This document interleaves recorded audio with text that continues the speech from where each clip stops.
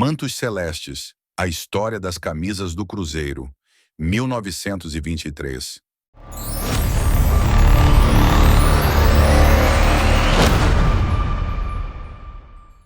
Salve Nação Azul! Hoje vamos voltar no tempo e falar sobre uma época que poucos conhecem. 1923, o ano em que o Cruzeiro ainda não usava azul e estrelado, mas sim verde e branco. Mas antes de falar do manto, precisamos entender como era aquele tempo. Como estava o Brasil? Quem governava o país? Como era Belo Horizonte?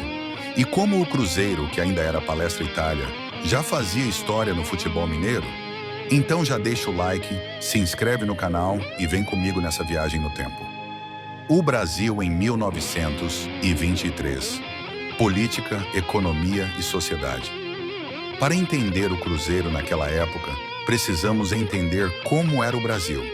O país estava sob o governo de Arthur Bernardes, um mineiro da cidade de Viçosa, que enfrentava um dos períodos mais tensos da nossa história. Ele governava sob estado de sítio, o que significa que as liberdades civis estavam limitadas. E o exército tinha forte presença nas ruas. O clima político era de muita tensão, com revoltas militares explodindo em diversas regiões. No Rio Grande do Sul, por exemplo, surgiam os primeiros focos do movimento que daria origem à Coluna Prestes, um grupo de militares que percorreu o país lutando contra as injustiças do governo. Enquanto isso, a economia do Brasil ainda era dominada pelo café, que representava cerca de 70% das exportações do país. Mas o cenário não era dos melhores.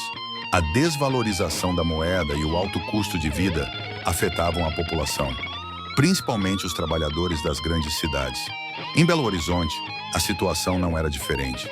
A cidade tinha pouco mais de 50 mil habitantes e grande parte deles eram imigrantes italianos, que buscavam oportunidades melhores do que as que tinham na Europa. As ruas eram movimentadas pelos bondes elétricos, que levavam as pessoas de um lado para o outro.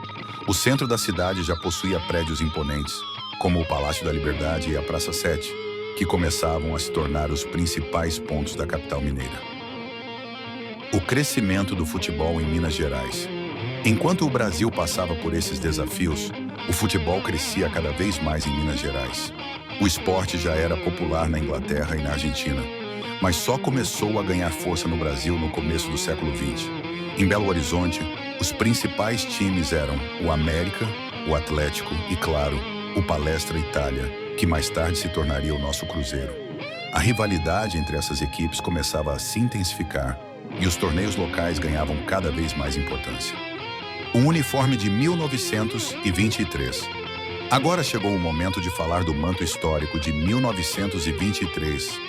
Diferente do tradicional azul estrelado que conhecemos hoje, naquela época o time entrava em campo com um uniforme predominantemente verde. A camisa era totalmente verde, sem escudo no peito e com um design simples, mas muito elegante. As mangas eram compridas e o tecido era bem mais grosso do que os materiais usados hoje em dia. O calção era branco, trazendo um contraste perfeito com a camisa. E os meiões também eram verdes, dando um visual único para a equipe. Esse uniforme representava as raízes italianas do clube, já que o Palestra Itália foi fundado por imigrantes italianos. E agora, Nação Azul, eu quero saber a sua opinião. Você tem alguma camisa do Cruzeiro retrô inspirada nesse uniforme de 1923? Já imaginou um jogo especial com o time todo de verde? Comenta aqui e nos diga.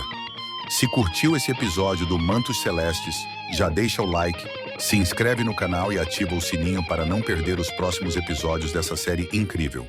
Compartilhe e siga nossas redes tanto no YouTube, Instagram e TikTok, @A Toca do Raposão.